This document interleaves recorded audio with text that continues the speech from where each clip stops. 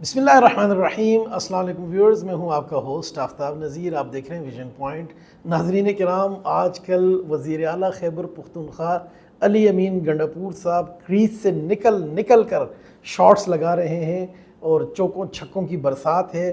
اب آیا کہ یہ سیاسی شہادت کی طرف ایک قدم ہے یا پھر واقعی سچی مچی بغیر کسی کریکٹر میں آئے علی امین گنڈاپور صاحب کو اپنی عوام کی فکر لاحق ہو گئی ہے۔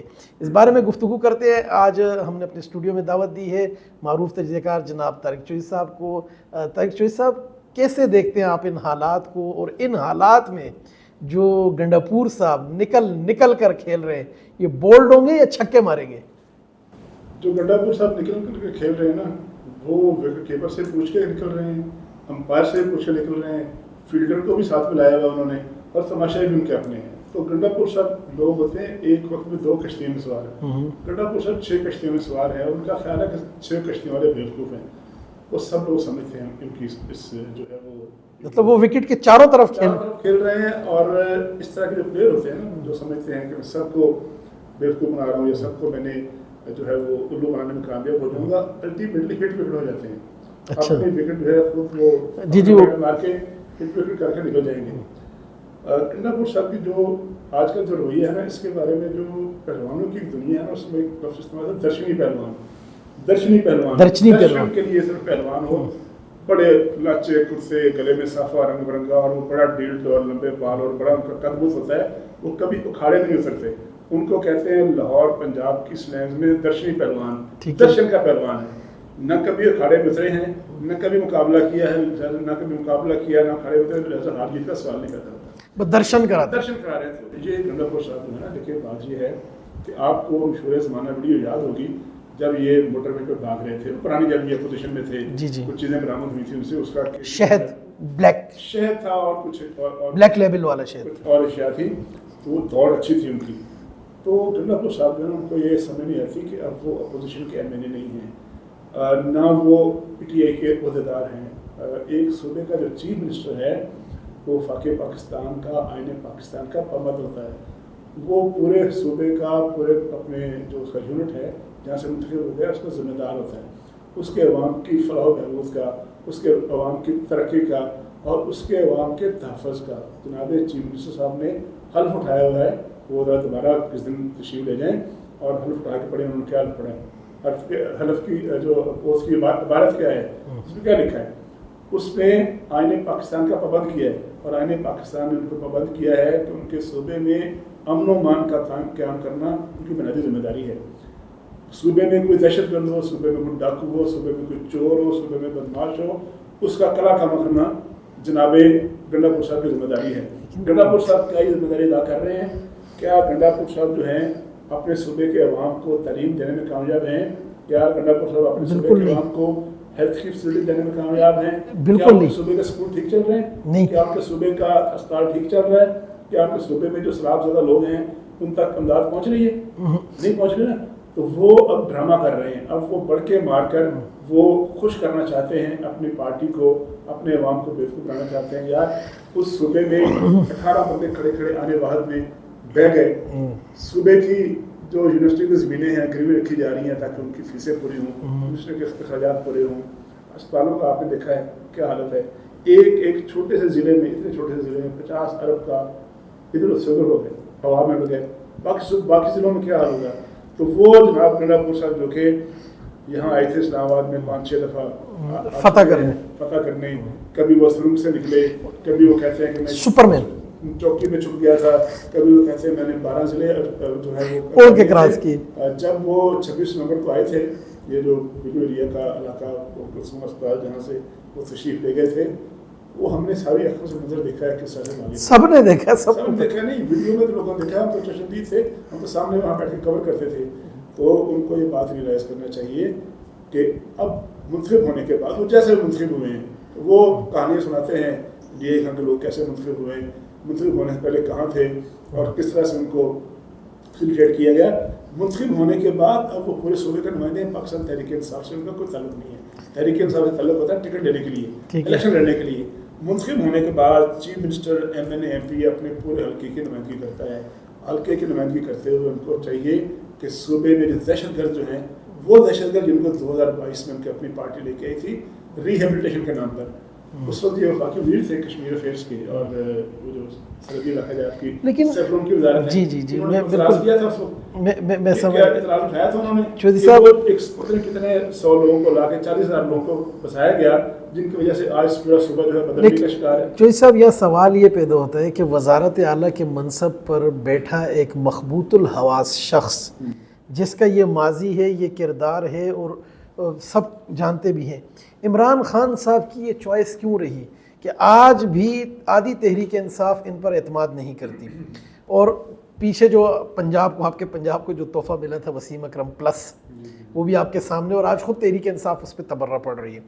میرا عرض کرنے کا مقصد اور سوال کرنے میرا ایک معصومانہ سا سوال یہ ہے کہ ان پر تو حکومت میں ہوتے ہوئے تحریک انصاف کے جو نظریاتی کارکن ہیں تنقید کر رہے اور انہیں نہیں مان رہے, تو کیا یہ پورے صوبے کو عمران خان صاحب نے کس عذاب میں مبتلا کر رکھا ہے؟ کیوں گنڈاپور صاحب سے جان نہیں چھڑا رہے؟ اور دوسری طرف ایک کچھ لوگوں کا خیال یہ ہے کہ یہ کچھ لوگوں کے منظور نظر ہیں, وہ جناب کہہ رہے فوج چلی جائے یہاں سے, اور وہ جناب سی ٹی ڈی کے 537 لوگ کس طرح سے پورا صوبہ سنبھالیں گے؟ آپ کو یاد ہے کہ کچھ سال 1.5 سال پہلے سی ٹی ڈی کا بنو میں غالباً ایک جو قلعہ تھا یا ان کا تھانہ تھا جی اس کا گھراؤ کر لیا گیا تھا. جی بالکل. تو اس سی ٹی ڈی کے لوگوں کو چھڑانے کے لیے کون آیا تھا؟ پاک آرمی, پاکستان فوج آئی تھی. جو سی ٹی ڈی اپنا تحفظ نہیں کر سکتی, جو سی ٹی ڈی اپنا جو اربوں روپے کا جو اس کا بجٹ ہے اس کا 90% جو ہے تنخواہوں پہ خرچ کر دیتی ہے.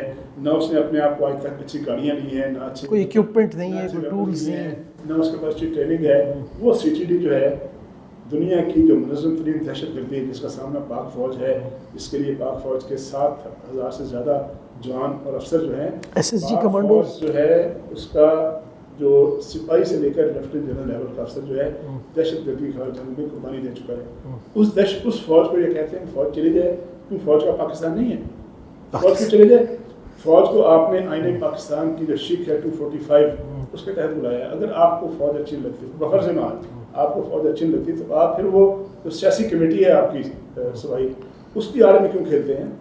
آپ اسمبلی میں قرارداد پیش کریں, اسمبلی سے جو ہے وہ اسمبلی بھیجیں اور کہیں کہ مجھے, اور اگر فوج نے بارڈر سیل کر دیے تو یہ پھر ان کے یہ کاروباروں کا کیا ہوگا؟ اور یہ جو جناب اسمگلنگ ہو رہی ہے, یہ جو جناب action in aid of civil power آتا ہے 245, کسی کیٹاسٹرافی میں, کسی آفت میں, کسی مشکل میں, کسی دہشت گردی کے معاملے پر فوج کو طلب کرتی صوبائی کو متنا کرے, لکھ کے بھیج دے نا.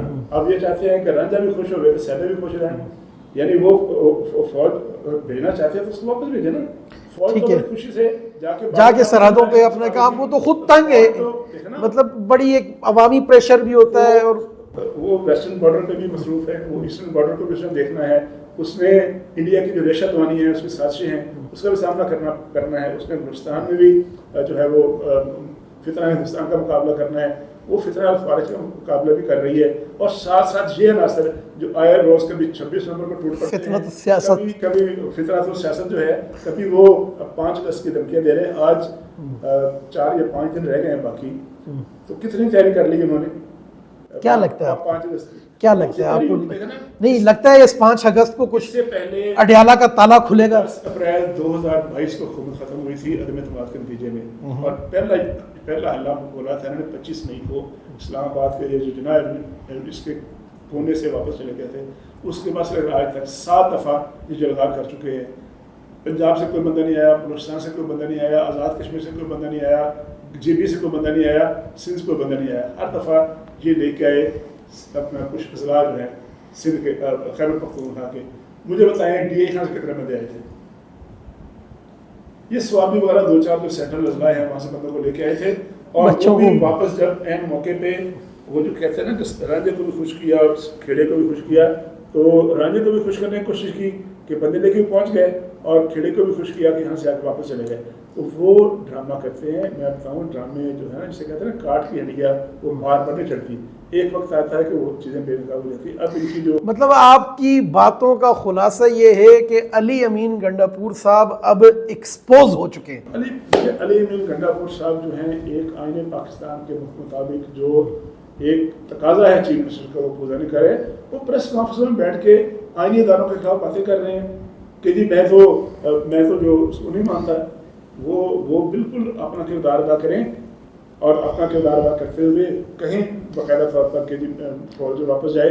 پھر پتہ چلے گا نا کیسے ان کی جو پولیس ہے وہ کتنی ایفیشینٹ ہے, کس طرح کنٹرول کرتی ہے. وہ کئی دفعہ خیبر پختونخوا کے جرنلسٹ, خیبر پختونخوا کے پروسیس ایسوسیٹ ریکارڈ پر ہیں کہ جناب سی ایم صاحب ڈی آئی خان میں طالبان کو یا ٹی ٹی پی کو وزیر داخلہ صاحب نے فرمایا, بتا دیتے ہیں, یہ کہہ چکے ہیں آپ. وزیر داخلہ نے فرمایا, وزیر داخلہ صاحب نے چلو مبہم انداز میں انہوں نے نام وہ ساری دنیا کو پتہ ہے کس کا کہا. نام لیے بغیر انہوں نے ٹویٹ کیا. مجھے بتائیں کہ وہ فروغ الرحمان صاحب کے شاید چھوٹے بھائی ہیں یا بیٹے ہیں, وہ کہہ چکے ہیں کہ بتا لیتے ہیں شام 6 بجے کے بعد یہ جو ہے وہاں سفر نہیں کر سکتے لوگ. ڈی اے خان روڈ جو ہے ڈی اے خان روڈ ہے, تو اتنے اگر وہ دبنگ ہیں اور اتنا وہ خود کنٹرول کر سکتے ہیں تو پہلے اپنے ضلع میں کنٹرول کر لیں.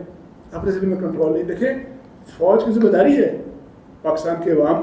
اگر میرے سر پہ جو ہے پستول لے کے کھڑا ہو دہشت گرد, تو کیا فوج مجھے بچانے نہیں آئے گی؟ ناظرین کرام, 5 اگست کو کیا ہونے جا رہا ہے اس کے بارے میں مختلف آراء اور پیشن گوئی ہیں, لیکن جیسا کہ طارق چوہدری صاحب نے فرمایا کہ لگ یہ رہا ہے گنڈاپور صاحب وکٹ کی چاروں طرف کھیل رہے ہیں اور یہ کھیل اب ایکسپوز ہو چکا ہے.